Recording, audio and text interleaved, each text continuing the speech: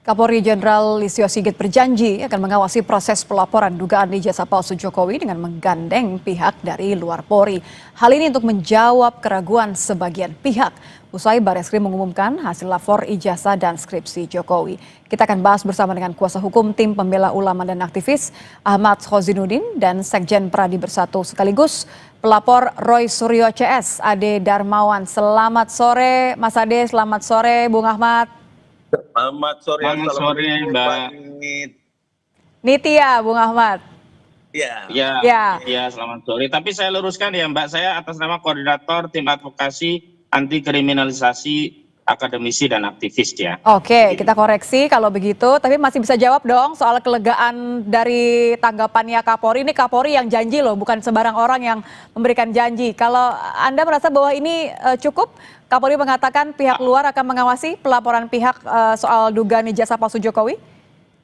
Yang tentu saja yang pertama kami apresiasi statement dari Pak Kapolri, Pak Listio Sigit Prabowo. Karena sebelumnya memang ini tidak lepas dari permohonan kami ya melalui TPUA. Karena TPUA juga bagian dari klien kami, Pak Rizal Fadila, yang telah mengirimkan surat permohonan gelar perkara khusus ke Karo Wasidik Bareskrim Mabes Polri pada tanggal 26 Mei 2025 yang lalu. Dan perlu kami konfirmasi kepada pemirsa semuanya bahwa kami sudah mendapatkan jawaban dari Biro Wasidik Mabes Polri 4 lalu yang pada pokoknya di poin 2 Bareskrim dari Biro Wasidiknya itu akan menjanjikan menindaklanjuti permohonan kami untuk dilakukan gelar perkara khusus sesuai dengan ketentuan peraturan perundang-undangan yang berlaku. Kapan tepatnya, Bung Ahmad? Sudah ada tanggal? 4 Juni. Jadi 4 Juni kami menerima surat dari Biro Wasidiknya begitu. Selanjutnya tapi kita perlu juga memperdalam statement dari Kapolri tadi, pengawas yang dimaksud eksternal itu seperti apa. Karena kalau yang didesain sesuai dengan Perkapolri nomor 6 tahun 2019 tentang penyidikan perkara pidana, di sana diatur gelar perkara itu ada yang biasa, ada yang gelar perkara khusus. Nah, dalam gelar perkara khusus itu seluruh pihak yang terkait dengan persoalan ini harus dilibatkan, dan dengan adanya gelar perkara khusus itu menjadikan apa yang sudah diumumkan oleh Bareskrim Mabes Polri itu harus dikoreksi kembali, karena kemarin kan hanya sepihak tanpa melakukan gelar perkara khusus, sehingga apa yang diinginkan publik bahwa proses dan prosedurnya itu bisa kredibel dan akuntabel dengan adanya transparansi dari proses gelar perkara itu belum terpenuhi saat itu. Karena itu kami berharap akan ada gelar perkara khusus yang bisa memperjelas proses prosedur termasuk substansi dari proses penyelidikan. Dan saya tegaskan ya, penyelidikan ini baru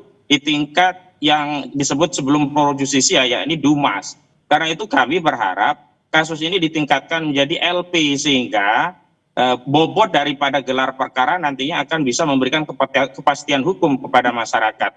Sebab penghentian kasus di penyelidikan itu pertama bukan kewenangan penyelidik, yang kedua itu tidak diatur dalam KUHP, yang ketiga kita masyarakat tidak bisa melakukan kontrol terutama bagi pengadu. Baik. Karena yang bisa ini bicara soal pengadu, maaf saya potong dulu Mas Ahmad, karena sebenarnya Mas Ade punya perhatian yang sama begitu ya, tapi kan walaupun kasusnya berbeda. Saya mencoba ke Mas Ade. Mas Ade, kalau Anda kan beberapa kali sebenarnya sudah ini ya, senggol-senggol, ayo dong dinaikin dong ketika penyidikan gitu. Anda merasa karena sudah terlalu lama, ada kekhawatiran prosesnya terlalu lama di polisi?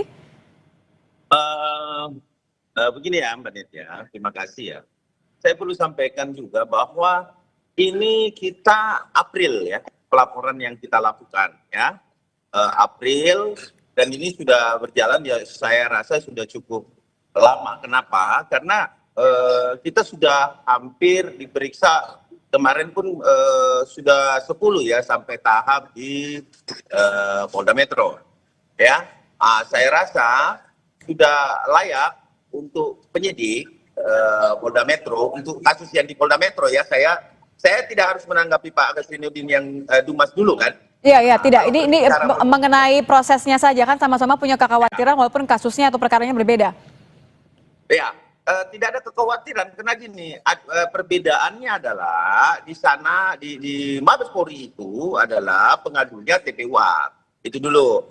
Terus di kami itu ada beberapa organ-organ masyarakat atau kelompok-kelompok masyarakat yang pro terhadap Bapak Insinyur Joko Widodo, dalam artian mereka pro terhadap keaslian ijazahnya dianggap benar menurut kami. Kenapa? Karena kita meyakini apa yang ada dalam peristiwa pada saat Mabes Polri sudah mengeluarkan lab cream. Artinya institusi resmi sudah menyampaikan bahwa ini sudah diuji forensik, ya. Terus kemudian uji kertas dan lain sebagainya. Kemudian kami beranggapan bahwa saya juga menyampaikan kepada PMJ untuk PMJ memasukkan ya hasil lab itu ke dalam keterangan-keterangan kami atau saksi-saksi yang ada atau pelapor itu dijadikan satu bahan pertimbangan di Polda Metro agar bisa segera melakukan ya. Biasanya sih Mbak Nitya, kalau di kepolisian itu ada gelar perkara khusus seperti yang disebutkan tadi rekan saya Pak Markus ini itu benar, ada gelar perkara khusus, ada gelar perkara biasa. Okay. Gelar perkara internal itu untuk menyenaikan sidik. Nah, makanya saya mendesak kepada karena Anda merasa bahwa sebenarnya bukti-buktinya sudah cukup gitu ya? Oh, sudah cukup firm, dan ini rangkaian peristiwanya yang kita laporkan itu semuanya kita sudah menyerahkan alat bukti dan sudah PMJ juga Polda Metro juga sudah memeriksa ahli. Sisa gelar perkara internal, ya perkara internal kemudian dinaikkan sidik. Nah, itu yang kami desak. Jadi pola pemeriksaannya itu jangan berlarut-larut lagi, menunggu instruksi atau apa lagi. Nah, silakan berjalan nanti. Kalaupun misalkan sudah naik ke tahap penyidikan, kalau itu teman-teman seperti Pak Markus ini mengambil upaya-upaya hukum lain untuk dalam rangka pembelaan atau membantah dalil-dalil atau alat bukti yang kami berikan, tentunya tidak bisa lanjut juga ke pengadilan, dia bisa di Oke, kita tahan dulu di situ, Mas Ade. Gitu. Ya, kita tahan dulu di situ. Artinya Anda merasa bahwa ini sudah cukup, apalagi yang ditunggu gitu kan. Tadi Anda juga mengatakan hampir diperiksa, tapi sampai sekarang juga belum. Saya kembali ke Bung Ahmad. Bung Ahmad, kalau tadi kan sempat sudah ada tanggal 4 Juni ya, Anda katakan ya. Tapi sudah ada info atau kepastian dari Bareskrim soal kapan tepatnya gelar perkara khusus ini akan dilakukan? Nah, itu yang belum kami dapatkan, itu yang kami sedang tunggu dari Bareskrim, dan kami bukan hanya ingin gelar perkara khusus. Dalam surat yang kami kirim, kami juga menyiapkan 2 ahli yang bisa dijadikan bagian dari proses gelar perkara, yakni Dr. Rizwan Syahdipa dan Dr. Rosuryo dalam perkara gelar perkara yang kasus di Bareskrim. Itu yang pertama. Yang kedua, saya ingin tanggapi di Polda Metro Jaya. Di Polda Metro Jaya itu kasusnya lex spesialis, yakni kasus yang khusus berkaitan dengan delik pidana pengaduan atau delik aduan berkaitan dengan dugaan pencemaran dan fitnah Saudara Joko Widodo yang melaporkan pada 30 April 2025 yang lalu, di mana dia merasa dihinakan sehina-hinanya, direndahkan serendah-rendahnya. Karena ini delik aduan, yang punya kompetensi yang ada kaitan dengan perkara ini hanya Saudara Joko Widodo. Karena itu saya melihat Bareskrim itu mengumpulkan ke Polda itu karena tidak ada kewenangan. Laporan-laporan di luar Polda, baik oleh Peradi Bersatu atau Barisan Patriot Nusantara, karena di Polda itu deliknya delik aduan. Oke, Mas Ade, silakan loh ditanggapi. Tadi Bu Ahmad bilang harusnya kaitannya. Halo? Jadi kalau Bung Ahmad nampaknya tadi terputus, ada yang masih mau disampaikan sebelum saya minta tanggapannya Mas Ade? Saya tadi terputus. Silakan. Jadi kalau yang di Polda itu adalah delik aduan ya 310 KUHP, 311 KUHP dan 27A Undang-Undang ITE. Nggak ada kaitannya dengan pihak-pihak yang tidak ada kaitannya dengan Saudara Joko Widodo. Sudah betul Jokowi itu yang melapor sendiri karena itu delik aduan. Sehingga kenapa di perkara di Jakarta Selatan juga di Jakarta Pusat Peradi Bersatu, Barisan Patriot Nusantara itu disatukan, itu karena tidak ada relevansinya. Mereka bukanlah pihak, bukanlah orang yang punya kompetensi untuk melakukan laporan terkait ijazah palsu. Dan tadi ya, kalau kita bicara tentang hasil lab, tidak bisa hasil lab di Bareskrim digunakan untuk proses di Polda. Oke, kita nggak kesana dulu, Bung Ahmad. Saya ke Mas Ade deh. Mas Ade, tanggapan Anda soal Bung Ahmad tadi bilang harusnya yang nggak ada hubungannya, nggak usah dikumpulin di Polda.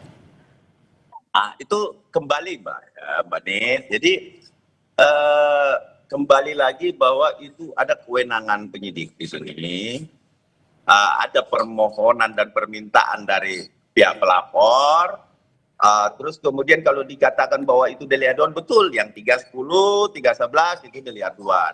Kalau 160 dan pasal 28 ayat 2 ya ITE itu delik murni, siapapun bisa melakukan pelaporan ya. Jadi dipisahkan dulu. Benar, 310, 311 itu adalah delik aduan. Nah, itu sudah dilaporkan oleh Pak Jokowi sendiri. Nah, kami di sini pelapor yang lain yang saya lihat juga mengikuti 160. Kemudian itu kalau itu delik murni. Jadi biar masyarakat juga tahu bahwa kalau 310, 311 betul itu delik aduan. Tetapi kalau 160 terus 28 ayat 2 itu ITE, itu delik murni atau bisa dilaporkan siapa saja. Oke. Gitu, Mbak. Terima kasih Mas Ade, terima kasih Bung Ahmad sudah bergabung bersama kami di Kompas Petang. Selamat petang, terima kasih.